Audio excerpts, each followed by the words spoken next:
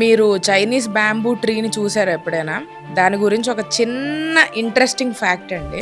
First ఆ seed plant చేసినప్పుడు first సంవత్సరం అసలు ఎదుగుదలే ఉండదంట. రెండో సంవత్సరం కూడా ఉండదు. Third year also nothing. Fourth year కూడా మీరు ఎంత వాటర్ వేసినా, ఎంత నర్చర్ చేసినా, ఎంత పర్ఫెక్ట్ ఎన్వైర్న్మెంట్లో దాన్ని పెట్టినా no result at all.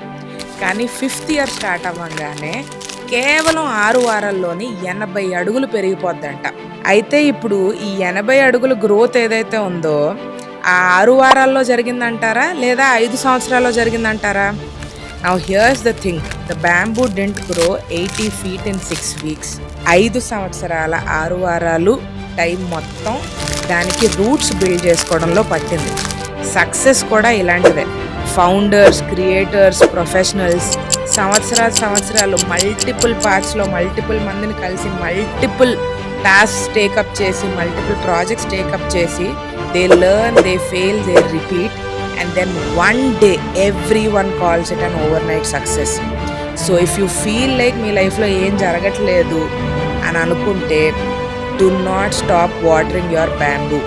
You are not stuck, you are rooting, and when those roots are ready, your growth will be unstoppable. The question isn't when will I see results. So ఇక్కడ takeaway ఏంటంటేనండి, మనం ఆ over night success ఎంత ఫాస్ట్గా వస్తుంది అన్నది కాదు, కాకపోతే నా రూట్స్ గ్రో అవుతున్నప్పుడు నేను ఎంత పేషెంట్గా ఉండగలను ఆ 1 day సక్సెస్ కోసం అన్నది ఇంపార్టెంట్.